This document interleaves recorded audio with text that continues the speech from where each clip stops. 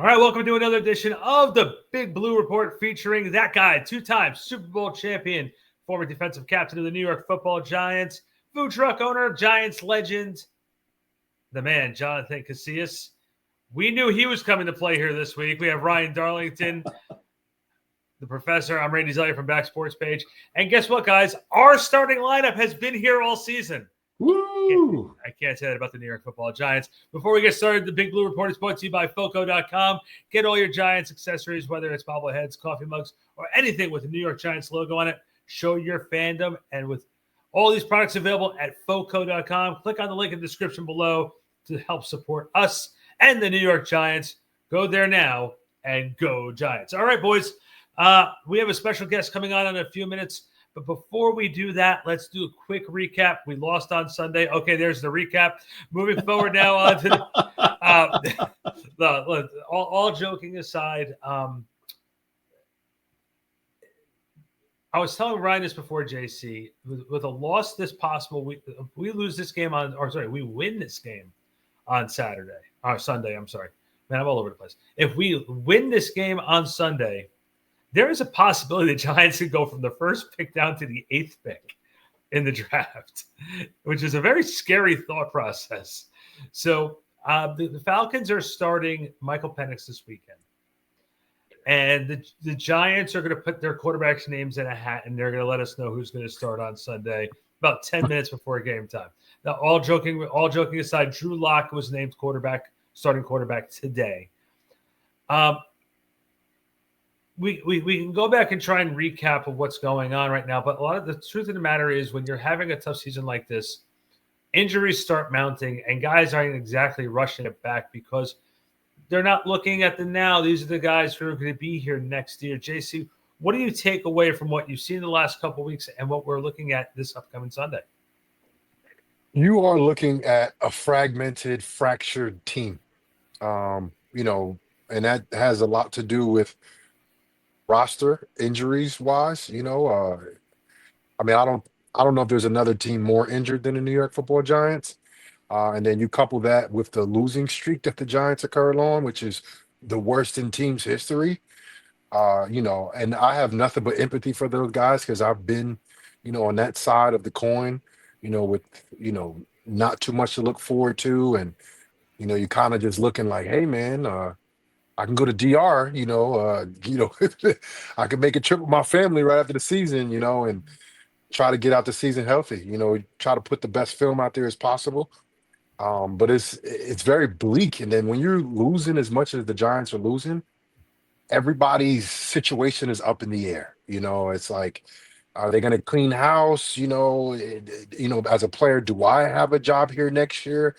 Are they going to re-sign me as I'm a unrestricted free agent next year? Are they going to re-sign me? Are these coaches still going to be here? Like those questions are real questions right now. That I know that going through the players' heads, man. But if I can give them any advice, just play hard for yourself. Yeah. This is the time to be selfish, but in a team oriented. Like at the end of the day, you're not playing for the playoffs, right? That's why you play in the NFL, so you can get to the Super Bowl, and you're playing hard all season to make to the playoffs. Now, at this point, you're playing for your future. You still have to be team oriented. You still got to do things, as a teammate in the structure. You're not changing, the way you approach football, but your motivation and inspiration should be a little bit different. Yeah. Because no matter what happens this season, most guys, I don't know who's going to retire, maybe Gano. Everybody else wants to play more NFL games, and it might not be with the New York Giants. So they're trying to put the best film out there as they possibly can right now. It seems like the only thing that they can do at this point in the year is focus on the things that they can control. Right. I mean, when you get into a situation like this, are they even going to bring back the next regime or the regime again next year? I mean, is there going to be any faith in the work that I've put through? Am I going to be a part of the team? None of that stuff is anything that they have any control over. So the only thing that they can do is worry about going out on the field every Sunday and giving everything that they've got, put some good film on tape, control the things that you can, and let everything else fall. Let the chips fall where they may with everything else. And now that we're not even guaranteed to be back next season. That's right. They might let us go. But real quick, special guest time right now here on the Big Blue. Hey. Let's bring in Super Bowl champion from the New York Football Giants, as I like to call him, best dressed, Amani Toomer. Amani. What's going on, Amani? Amani, nothing much.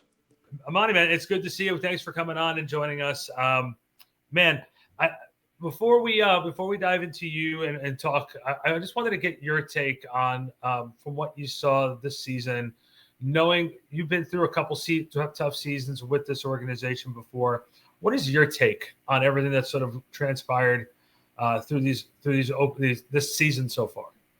I think it's just been unfortunate. I mean, I think that this was a year where they gave an opportunity for Daniel Jones to kind of stand up and be the quarterback that everybody expected him to be. And, I don't think he played particularly bad. I mean, he didn't play great, don't get me wrong, but he didn't play bad enough to, for them to pull the plug as early as they did. I've been on teams where you're not going to make the playoffs 4 weeks out, and that's a long time. This situation was where they pulled the plug 8 weeks out, 7, 8 weeks out. That's like almost 2 months of football. So I just knew it was going to get bad, and I don't think I think it's going to get even worse because, Jonathan, to play defense, you have to take care of your gap, right? Let's say you're a down lineman and you're on the fence, right? So all of a sudden, your job is to to two gap this one situation to hold off the linebacker, to hold off the defensive lineman from getting your linebacker, but if you're on the fence, you don't get no stats for holding up a double team. I'm splitting that double team, trying to make a play.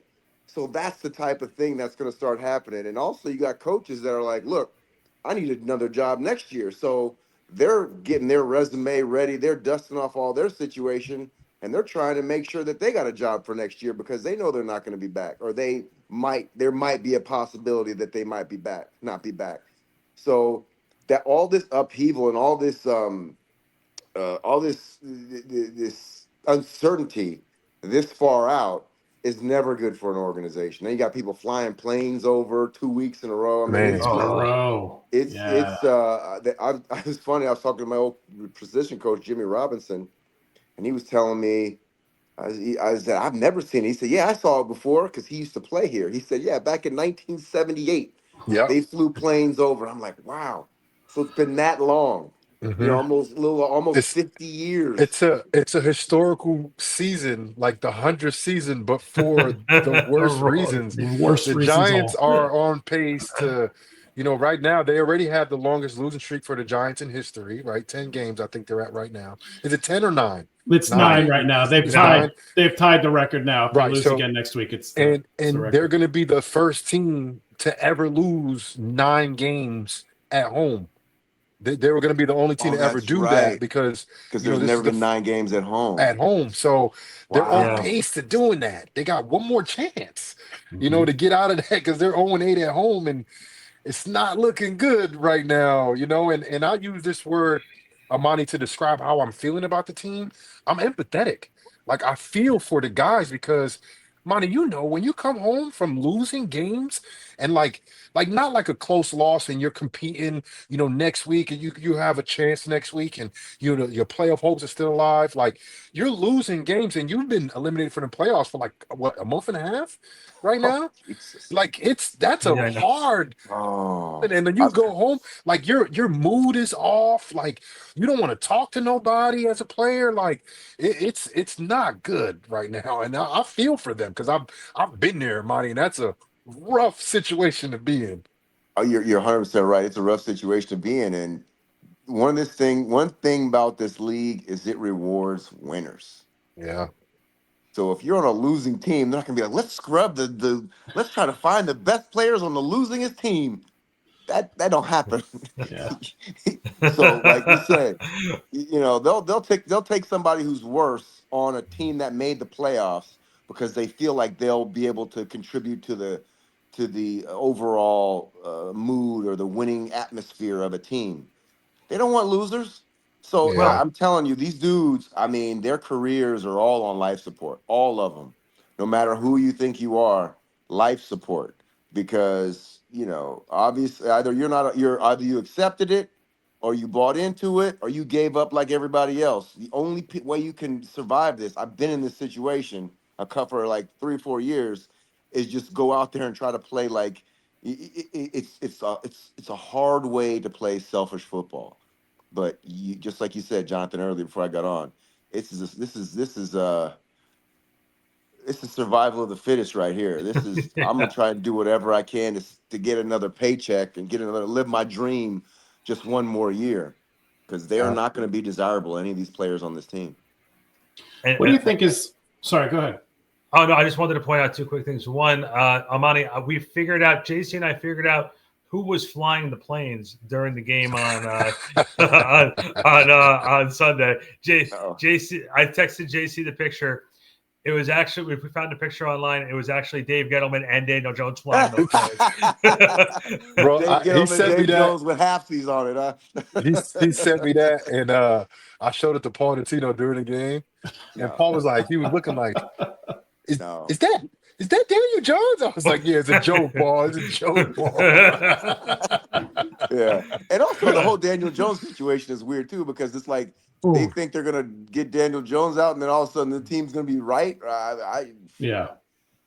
You know what? And Dayball said it too. He said he was like, Tommy provided a spark.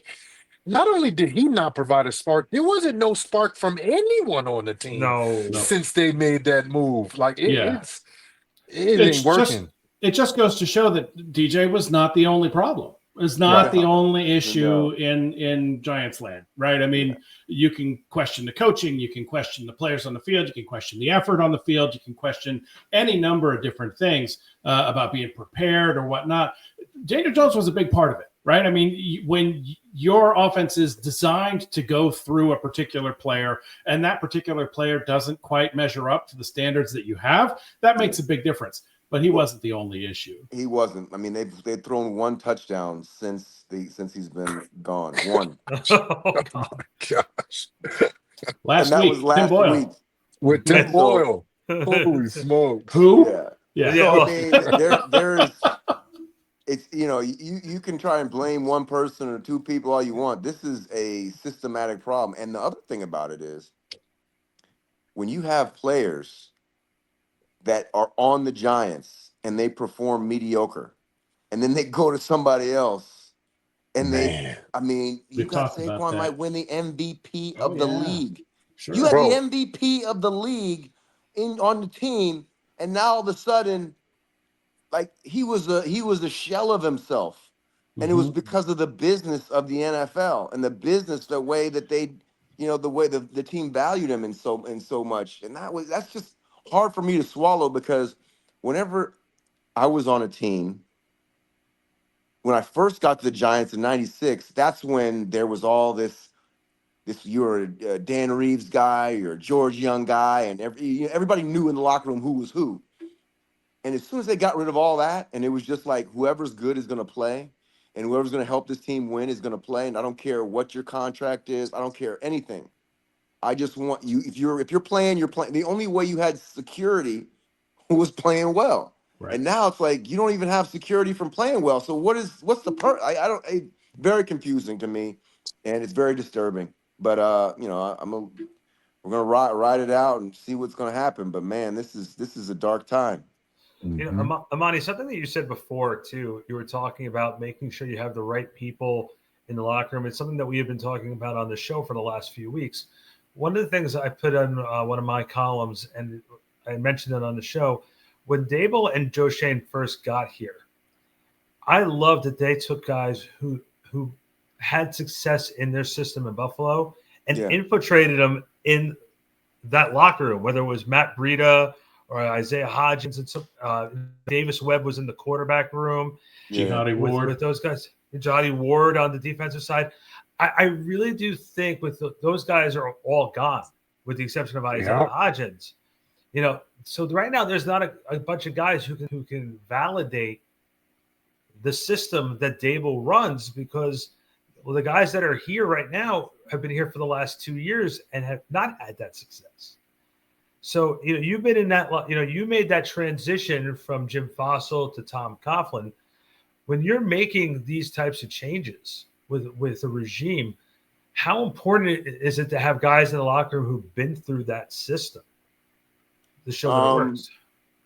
I think it's important for people that are comfortable in that system, but basically it's talent. Like you got to keep on bringing in the talent. Like you constantly got to be upgrading the talent of that team. And I think that, they had some misses, they had some makes, but over and all in all, I mean, I just, it's, I have a hard time trying to figure out where the direction this team is going. And then, you have all these young players playing now, and I don't know if they're playing any better than anybody else. So I don't know what to say, to be completely honest with you, about how the way this team is going. What do you guys been saying over the last couple of weeks about this? Well, listen. Do you want the PG version, or do you want the R version? Randy said, I don't even want to talk about them no more. We got to get somebody on here. We were talk about their career. We were talking. I'm just curious because I know what I think, and I think I've said too much. But you know me, I can't say nothing like at all. Yeah, like, we were talking about. We were talking about making this a Chiefs show for the rest of the season. We should pick a new team. What's our career? It's that's why I do this every year. Like as soon as a team gets if my team gets eliminated, I just pick another team. And then if they get eliminated in the playoffs, I pick another team. I'm always going to pick a team. End up with the winner at the end. Picking the Super Bowl champion every year. Because life is difficult, as disappointing as it is. At least at the end of the year, I know my team is going to win. Well, can we off of the Giants conversation, and can we talk about, I guess, around the NFL, because there's some good conversations to be had about who's going to be representing the NFC and the AFC in the Super Bowl. Well, not only that too, but I also would love to hear some war stories from Amani too, because Amani, correct me if I'm wrong, because you mentioned before about the quarterbacks that you've played with. You came in '96. Obviously, you were here with Kerry Collins, and then you also obviously played with Eli. Correct. Did you also go with Kent Graham? Kent Graham, Dave Brown. You were here for the Brown years. Oh God. Dave Brown, Danny Cannell, Kurt Warner, Jesse Palmer. And then Eli. That schlub, Eli. That guy, yeah. You're actually probably one of the few people who I think you and probably Shockey, or there's only a handful of guys who were able to catch touchdown passes from both Kerry Collins and Eli. Yeah, Tiki. Is it Tiki? Yeah. Shockey, probably Ike Hilliard too, probably. Oh, that's a good one. That's a good one too. Yeah. By the way, Amani, every show we do trivia, and we have actually 2 trivia questions tonight. One is about the upcoming game, what we always do. So this week would be Giants Atlanta, and we actually have one about you, but you can't answer your own trivia question. Oh gosh! So how are we supposed to get text it right? me. Yeah, right. Seriously. So we'll do that in a few minutes. I also have a question too about an interview that you and I did years ago. You made a comment to me about making the Super Bowl for the second time, that there was a little bit of anxiety for you. Correct me if I'm wrong. You had a little bit of anxiety the second Super Bowl. Absolutely. Can you elaborate a little bit on that? Yeah, because it was like losing the Super Bowl was the worst experience in sports I've ever had, by far. Because just imagine, the city was bubbling, everybody was ready to explode. I mean, P. Diddy was, well, I guess it's not good to say. Not good to say. But all these guys were I remember the model Tyson Bedford. Yeah. So Tyson Bedford, P. Diddy, and all all these famous people back in those days. So I went to the club, and they're like, "Hey man, we're gonna be at the Super Bowl," and I'm like, "You guys," because when I was on the Giants, we were bad. We were bad for a long, long time, and so to see the city open up to the Giants was crazy to me, because we were just kind of some people over in New Jersey, and then all of a sudden we can go everywhere, get in the front of the line. Like, it was crazy because it happened so quick. And then they were just like, yeah, we're gonna be at the Super Bowl, and I'm like, okay, it was just weird because anyway. So then we go there, the city's bubbling, and we're getting ready and everything. And then we go down there for the 2 weeks and all this stuff. All the hype and all this stuff. And then after the game's over, they're shooting off the confetti, and they're just like, yeah, you guys just get off the field. We got to celebrate with the champions. And I was like, damn. And it hurt, man. It hurt. It hurt bad. And then And when y'all we got got y'all our Super butt Bowl rings, whooped too. Why you gotta go and do that, man? My bad. I was young watching that. Too bro. soon? That's bad. Too soon? Look at Monty face. Seriously. You just got blocked, dude. well, anyway, have a nice trip, guy. I mean, no, but like, and then so when we got our Super Bowl ring, well, our NFC Championship rings, we got them at the AMC Theater on Route 3 in Clifton, New Jersey. They showed up a video, practically threw our rings at us. Get out of here. In New York, they don't do like other teams. If you go to the Super Bowl, they have a parade for you in other cities.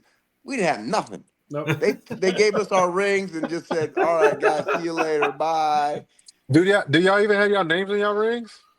Come on, man. We have our names on our rings. I'm just saying, like second place. They don't say second place. No, they say NFC champions. Yeah, I don't know anything about that. I'm 2-0 in Super Bowls. I don't know anything about it. Dude. Wow. We're fucking killing the guy here. Well, we really we enjoyed having Amani Toomer on the show. He got him one. No, but yeah, that's fair, I guess. But then when we won the Super Bowl, ain't nothing like winning in New York. There's nothing like winning in New York. They gave us our rings at Saks Fifth Avenue. Nice. That's better. No, it wasn't Saks Fifth Avenue. It was Tiffany's. It wasn't the AMC in Clifton. It wasn't. It was on Fifth Avenue. We had the red carpet. They had limos drive. It was great. We had a parade. Y'all did it was at great. Tiffany? That's fire. Yeah. That's fire. That's fire. We went all in the back rooms and stuff, and we taking. It was great. It was great. I was having a conversation today with my daughter's basketball coach. We were talking a little bit. He was trying to figure out what quarterback the Giants are going to select this year. And I was like, well, either one. If they can get this team to a winning franchise and win a Super Bowl, they're going to be mega stars, no matter who it is. I think they need to bring in. I mean, if it's up to me, I'm bringing in somebody who's been under the microscope their entire life. Give me Shador. Yeah, because it's not just about how you play, right? You got to be able to handle it. There's no brighter light than he's been under since he's been in college. There's no brighter light since in high school. He's been under the spot. He's a lot like Eli. The exact same thing. Yeah. He's been and he's dealt with it. There's no pressure is going to be able to affect him because he's been doing it. He was at Jackson State down there and then come all the way up to Colorado, playing in the Pac-12, playing in the Big 12. I mean, I don't know. You think they're going to want to put up with Dion though? Because it's a package deal. And he's Dion's kid, so he's used to having that pressure on him already. Yeah, that too. But I mean, your parents don't make any difference not in the league. Like maybe in college a little bit. Dion a little different though, man. You gotta admit that. That's like saying Floyd Mayweather Sr. wasn't going to be influential when Floyd turned pro. No, but I'm saying like, what is he going to influence? What is he going to influence? He ain't going to influence the Giants. He's going to be in the media. He's going to be in the media all over the place. And he has the job. Like he's working on his own thing.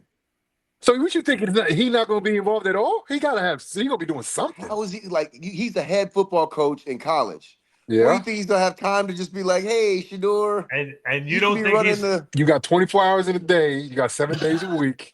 Stop it. They play on different days. They play on different days. Stop. It ain't going to happen.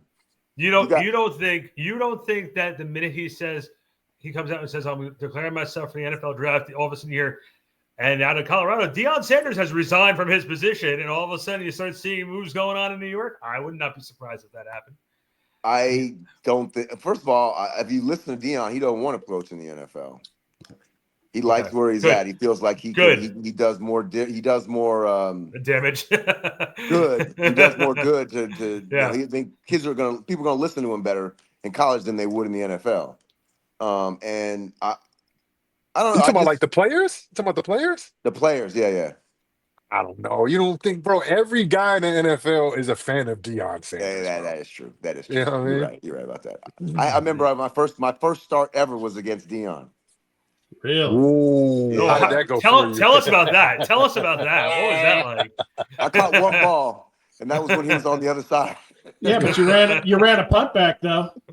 I ran a couple punts. Yeah, I ran a couple punts, but I wanted to catch that ball on Dion. I didn't get to catch it until he went to. I caught a couple balls on him when he went to Washington. Before that, he was locked down Dion, man. There was nobody catching balls on him. We were Yeah. in meetings that first game. They're like, okay, offensive coordinator. He was like, hey, we're gonna do line up and strong right, and Callaway, you're gonna be over here, but Dion's gonna be over there. So we're gonna go to the left side and make sure like they shut down the whole thing. And then they got mad. And then they're like, I remember our offensive coordinator was like, I'm not gonna go and test Dion, and we're not gonna have him running, high stepping, and dancing down the sidelines. And he started getting madder and madder. And I was like, yo, Dion must be something special. Like, Yeah. because I had never seen him play in person. And then he was special, man. Until he hurt his foot. And once they did this toe surgery, he's never the same, but still, he was still darn good. Yeah, the only way to do it is send somebody out with a crowbar, right? Make it happen. Was he the best player you went against? Yes, by far. Yeah. By Wow. far. You got another top player, whether maybe different position, linebacker, defensive end, tackle, whatever, They had safety, maybe. the top player, Darren Woodson was really good. Mm. Champ Bailey was good. Mm-hmm. I think that was, and then I played against Revis, but I was like 34 years old, so I didn't really, I couldn't really give him the business like I wanted Young to. Revis too. Young Revis was Young nasty. Revis was Nasty. Yeah, I don't really remember playing against him that much. How do you take on a guy like that though? Like are there weaknesses in his game that you try to exploit as a receiver looking at a defender who's just super good at covering? What do you do? I mean, you can't just roll out there with your regular game. No, I mean, you got to be really locked in technique wise. I always felt like a good route. If I ran my route right, nobody would be able to cover me anyway. Yeah. So it was like the only time I got covered, I felt like as if my technique was slacking, or there was always a reason. Like there was never a guy who's just gonna like, okay, I'm better than you, and I'm just gonna dominate you. That didn't happen. Mostly through on my career. Of course, everybody gets got some one way or another. That's just the NFL. But for the majority of the time, I was very confident if I stuck to my technique, I'd be all right. Yeah. And But Dion that's was a the little thing. different because he was so What fast. You can beat him off the line, Yeah. you can beat him running a post, and he'll be in, and the ball will be in the air, and he'll run right by you and catch the ball. So he was different. Yeah. He was really Yeah. fast. And the thing is, when you're at the tail end of your career, that's the best your technique is ever going to be. Yeah. At the tail end of your career, you may not be physically as gifted as you were when you first entered the league, but your technique is the best it's ever been. Yeah. Like my last few years in the NFL, I couldn't run the same. I wasn't as strong as I was. But man, I played faster because I was a lot smarter. My zone coverage was incredibly better. Man to man was a little bit of a struggle. Them, them, they like, yo, just run with the number two. The number two, the number two could be a receiver. It's like, bro, I'm not 22 anymore. I can't just be running with Yeah. 4-3 guys. I'm not that guy anymore. But Yeah. the technique got you over the edge when you're towards the tail end of your career. Yeah. When physically you're not really the same person anymore. Yeah, that's how you play in the league for a long time. Like, Mm-hmm. you got to be able to reinvent yourself. I remember talking to Carlos Emmons, and he's like, yeah, you got to be able to reinvent yourself and figure out different ways. That's why most of the good players are smart, because they're Yeah. able to understand, like, okay, I can't do this anymore, but if I, take an extra step here, or cut off an extra step there, or cut this angle a different way, then I can make up for my body kind of giving out on me. So that's why when these young receivers come out, I'm like, all right. Even when Odell came out, I'm like, all right, well, we'll see what happens after he gets hurt, because you're gonna get hurt. And how do you come back from getting hurt? And are you going to want to play as hard as you played as a rookie or a second, third year player in your seventh, eighth, ninth, 10th year? Like that's the rub. Like that's the thing. You got to be able to like stick your nose in and not be afraid when you're, when you got more things. Like I remember I was talking about Teddy Atlas, and he says it's hard for a You talking champion. Teddy Atlas? I love Teddy Yeah, Atlas, he's bro. great. He's the best. He's the best. His son actually Coach for is the in. Raiders, right? Yeah, he's doing with the Raiders, Yeah. but I used to interview him all the time on my radio show, and he would say, "Yeah, it's hard for champions to do their road work and get out of bed at 5 in the morning when they're waking up in silk sheets." You got that 100 thread cotton, you can get up easy. Yeah. It's rough. Yeah. You got that silk. Man, I'm just take a little bit more. I'll Get that run later. snooze, get that snooze, man. Exactly, and it's harder when you start, even when you make more money. Like that's harder too, because when you take the okay, I'm trying to get this contract. Then you get the contract, and then you're like, well, what are you playing for now? Like, so there's a lot of different things that you have to overcome, and some of it has to do with your fit. Mentally is more than anything else. You have to be able to accept who you are, who you were, and who you are now, and work as hard as you did when you didn't have anything. You got to act like and so that's playing in the league for a long time is not an easy thing. It's not easy at all. And yeah, I had to ask this question too because you're talking about eventually um, it's a mental part of the game and also what are you going to play for. I want to go back to your Super Bowl year. mhm. Um, how important was that last game of the season against the Patriots? Because that sort of set the tone. Even though you guys lost that last regular season game, that that game felt like it set the tone for the playoff run. It was funny because when it happened, I was just so pissed off that we lost because I mean I didn't know like we were already in the playoffs, but everybody's like, why are you guys not sitting your players? I'm like, why aren't they sitting their players? I mean, we're both in the playoffs. We can sit, you can sit. You sit, we sit. They played, so we played. And I was upset after the game. I was because everybody was so happy that we lost. I'm like, there's no such thing as an honorable loss in the NFL. Yeah. Either you win or you lose, and everything else is don't give me any.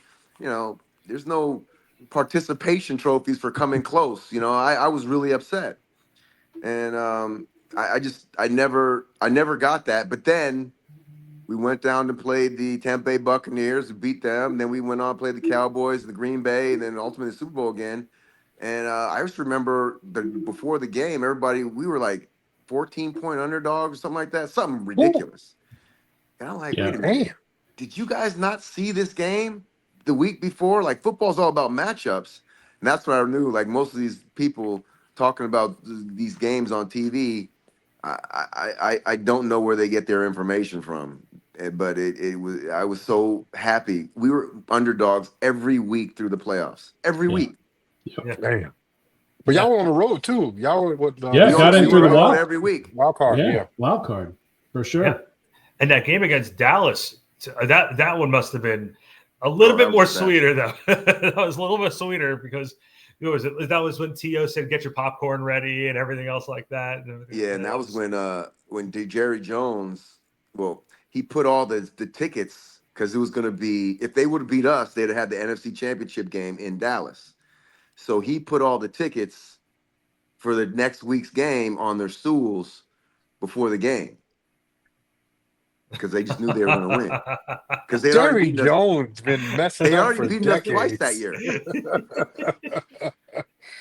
Man, Oh that's my gosh. So they'd already Like beaten us that. twice that Like year.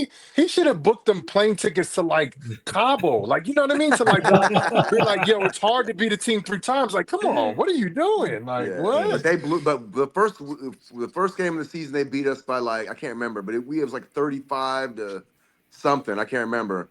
And I remember telling Coach Coughlin like we can't lose a game if we score 30 points. Like that just doesn't happen. And then they beat us midway through the season. We were wearing those red jerseys like idiots. We got blasted at home, and then they beat us bad. They beat us really bad.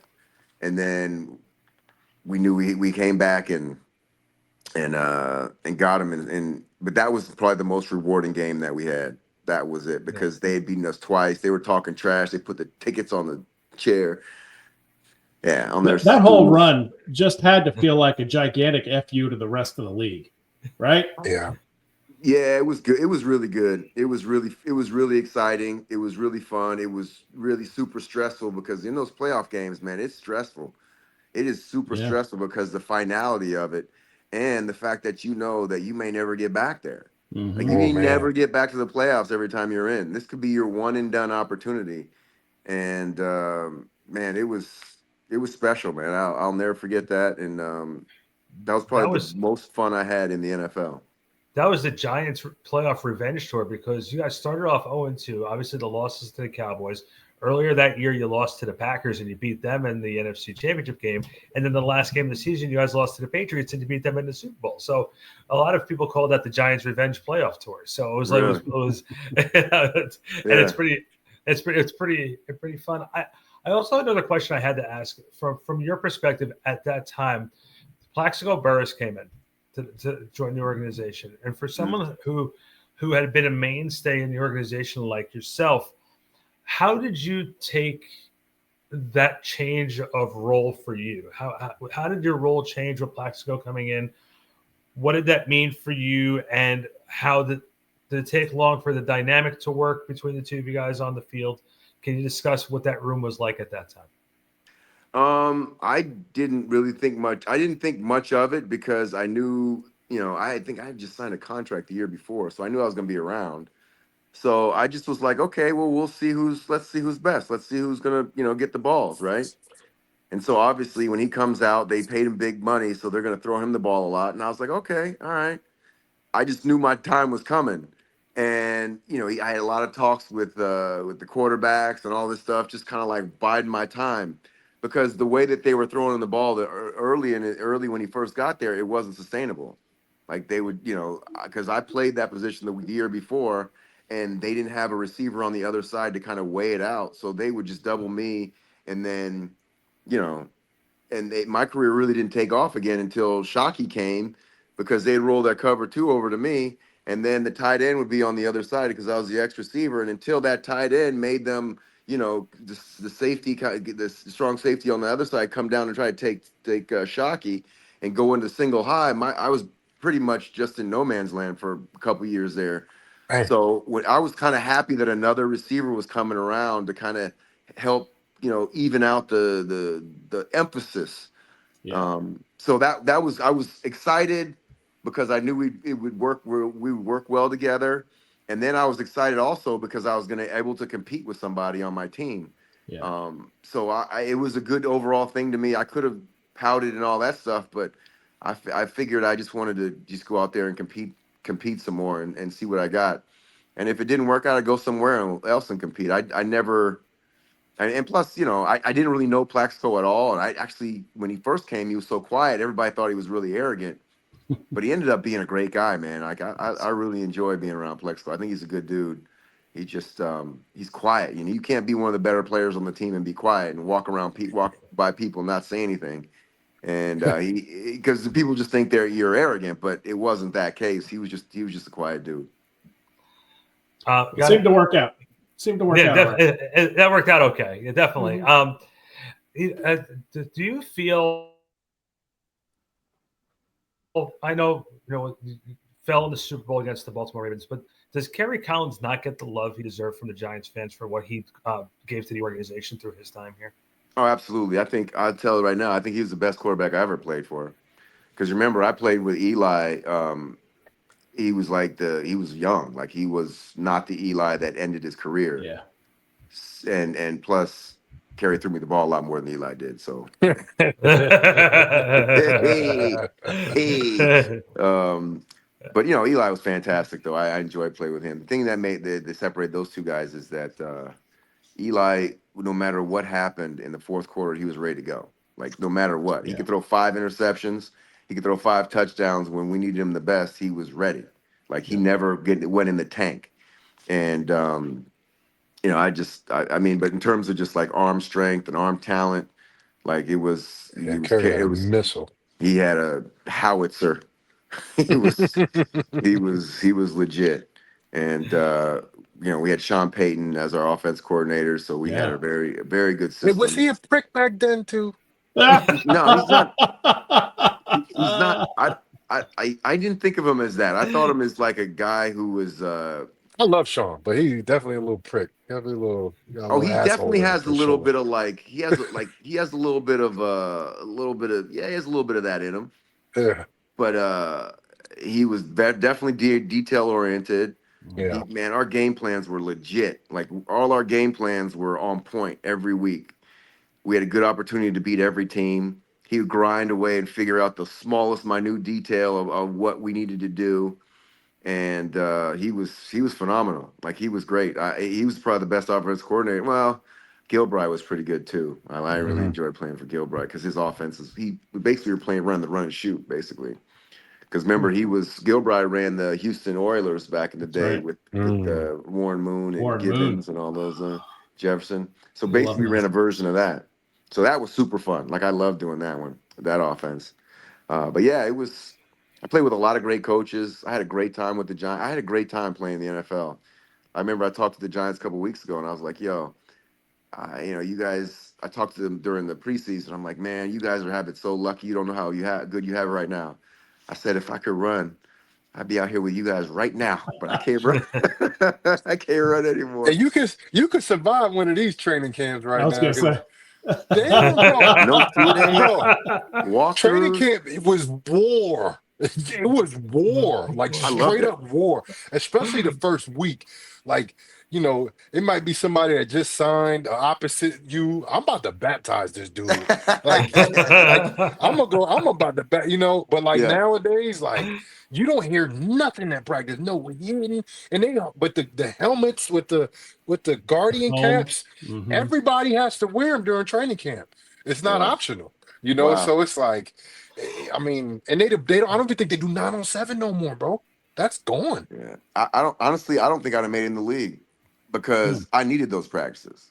Right. I needed to learn all that stuff, or I'd have made mistakes. I think I was like I couldn't. Like I couldn't early in my career, I couldn't take the play from the play sheet in the playbook and go out and do it on the field. I had to run through it a couple times, Yeah. and that's just stripped away from these guys. And maybe that's why there's a lot more bad football because you can't rep out what like going from college to pro it was a big jump, but now it's even bigger because you can't even rep it in practice. You can't Yeah. even rep it during practice. You can't get it live. A walkthrough is useless. Yeah, they're like, we'll just walk through it and then No, we'll that's try it on useless Sunday. in my Like, what? experience. Useless. What? and correct me if I'm What? wrong too. The facility they have now, it wasn't even there. You guys were practicing in the bubble right outside the old stadium, right? We went to training camp in Albany, and then Right, they had a little grass field out there that we practice on, which I thought was great. But the bubble was kind of weird. Sometimes we practice in the stadium, but yeah, we didn't have that whole facility that they have now. They call it the Quest. I don't know what they call it now. Yeah, Quest Diagnostics. Yeah, we didn't have that. We were in the dungeons. We didn't have windows in our training rooms. Damn. Trial by fire. We didn't have windows. We were Yeah. down underneath the stadium. We did not have windows in our meeting Is rooms. that hold on? Is that where your locker rooms are? Yeah, Y'all locker were room practicing at the stadium? at the stadium in our locker room, and then we'd have meeting Oh rooms off of wow. yeah. That's crazy. Damn. It's a whole new world. Yeah. Well, For sure. boys, I do believe it is trivia time. Ooh. And Ryan, Yeah. go This ahead, week's Ryan. trivia, as always, this week's trivia featuring that guy, Jonathan Casillas, is brought to you by NFLShop.com. It is powered by Fanatics. Get all your New York Giants gear at NFLShop.com, from sideline gear to jerseys. They got everything that you could need to show your support for Big Blue if you got the balls to do it. Show your support for us and the Giants. Go into NFLShop.com. Click on the link in the show description and help us out. Help yourself out. Go Giants. All right. So, Amani, we're going to have you sit out this first question because this one's all about you. Okay. And here's the question on the screen. Boom. What record? What Weren't there record like 5 that he held? well, here are your choices. Was it All right, let's see. most career receptions, Mm. most receiving yards, most career touchdowns, most games played by a wide receiver? I'm going to say receptions because I think he beat Tiki out for that one. Yeah, I think it's receiving yards. Think You it's said yards? receptions. I'm saying receiving yards. We're talking club yard. We're talking club records, right? Yeah. Mhm. Yes. Yeah, I didn't break Jerry Rice's record. I'm sorry. I didn't pay for 25 Fair years. point. It's a fair My point. Bro, bad. is Yeah. anybody gonna ever break Jerry Rice's record? I don't think it's possible. It's You gotta play possible now 20 because they got another. years. I know, but they got an extra They got an game. extra game. So you probably got to play 18 years. You got to play a lot of years, dog. You got to play a lot of years, bro. Bro, he played like 23 years. It's crazy. Gosh. All right, Randy, what we got? Well, the JC, you were 100% right. Most receiving yards. Money retired. Yeah. Nice. There you go. Amani, you I got had a to little tell you one, look at that. confused. Boom. I was going to say. I had Yeah. receiving yards. I had receptions. Yeah. Oh, so both of them I was had true. touchdowns. So we'll go with both of them. We'll go with both of them. That was the one that I had found. There should have been there should have been like an E, all of the above. All of the X. above, right. Yeah, all the That's what I above. was waiting for, the E. Yeah. I was like, all right. yep, I think I did that one. Yep, I think I had that Yeah. one. Got that one. Yep, got it. Yeah. All right, now, Amani, you can jump in on this one. Here's the second one for this week's game. Hold on, let me get Google fired up. No, I'm joking. Yeah. Go for it. Boom. No, I'm going. No, I'm joking. Most passing yards in a single Giants. I know who Giants doesn't versus have it. It could be from either side, right? Giants or Right. Falcons? So here are your Wait, choices. Is it Wait, hold on a A? second. Currently, who hold the most receiving yards for the most passing yards in a single game? Giants Falcons game? Is it the Giants Giants? versus Falcons game. Yeah. Yeah. Oh, All right. So your choice is it A, Eli Manning, B, Matt Ryan, C, Phil Simms, or D, Michael Vick?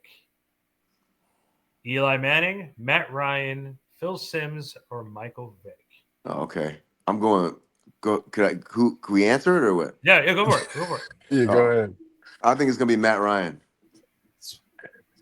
It was between him and Eli for me. I was actually going to go Eli. I think he might have edged him out, but yeah, go ahead. What do you think, JC?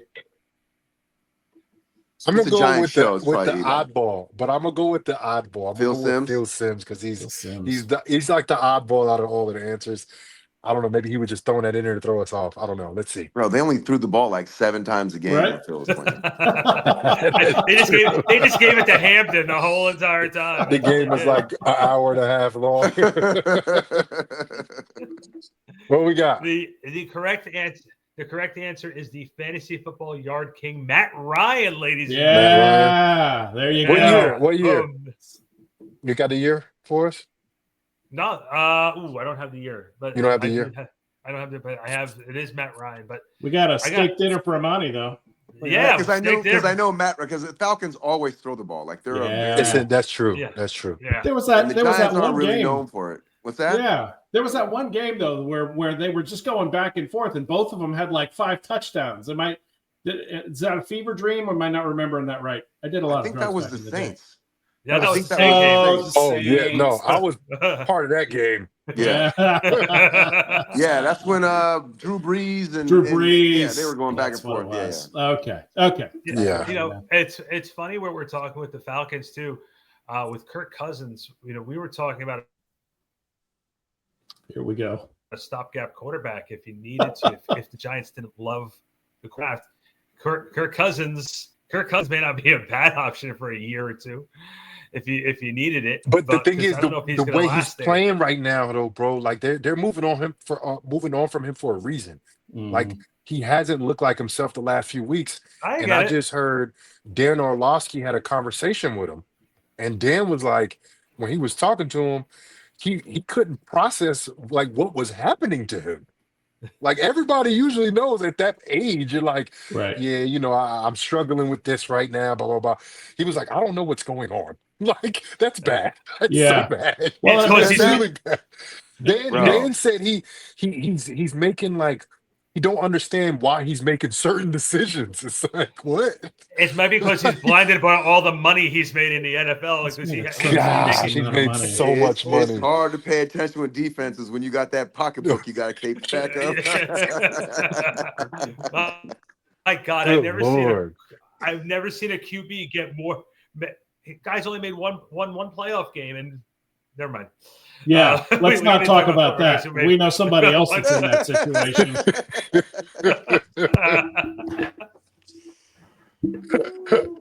Right. Sorry, Danger, Will Robinson. Danger. a little too soon, a little too soon on that one, huh? Yikes. Yikes. Well, listen, guys, this was fun. This was fun, and Amani, I really appreciate you. I know you and every time I see you, we've been trying to get you on, and this was great. We really appreciate you coming on and joining us. Here. I will tell you, whatever happens through the rest of the way, like Eli always says, once a giant, always a giant, only a giant, and you fit that same category that Eli mentioned. So, thank you. Eli came up with that from the fandom. Yeah. Oh my God! You guys attribute everything. The last to Eli. part. Eli said it. The last part. The last little part where he says only a crazy. giant. Only a giant. I love Eli, but man, boy, you guys. But before we let him go, I want to hear what he thinks about, this year who's going to be in the Super Bowl. At least, yes. who you feel strongly about this year coming out. It's his team. It's going What to be team? Whoever. My it is, team. that's I his think it's going to be the Eagles and the Ravens.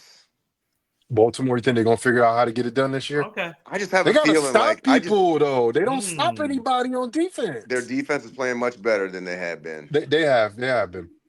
They're playing much better, and I just feel like if Lamar's healthy, I don't know. Like I just feel like they're too good of a team to not make to constantly be getting eliminated in the championship game. It's it's like, remember how Pittsburgh used to always get beat by the Patriots, and then finally this couple years in a row they kind of got over that hump. I feel like that's what's going to happen. They're going to get over the hump, and then they're going to be just rolling. They're going to have to play. Yeah, they're going to have to play either in Kansas City or in Buffalo. Both of them. I've seen them play Buffalo. They smacked Buffalo around They this year. smashed Buffalo. But that don't mean it's going to happen again, though, bro. Buffalo's playing very well right now, bro. Yeah, I was about to say I felt that way about Buffalo at this point because I feel like they're going to get over that Kansas City hump eventually. But at this point, like maybe even this year, Josh Allen is playing on a different level right now. And then I'm sorry for saying this, but do you imagine the shit show that would happen if the Eagles won the Super Bowl this year with Saquon? Oh, can we not? Can we not? Gosh, I was feeling good about. I was just feeling good about the show. Saquon might win he'll break Eric Dickerson's. Is it Eric Dickerson's record? Yeah. Yeah, I think he's gonna break Eric Dickerson's record. But they got an extra game, so it's a little asterisk by it. Yeah. And I think he's gonna win MVP of the league. Yeah. I'll tell you what, though, like Buffalo is playing so well, maybe we ought to think about trying to get a couple of their coaches next year. Yeah. Hey, why don't we bring their GM and their whole, their. We did that already. Didn't we do that already? I don't know what the hell I was just thinking, but I think,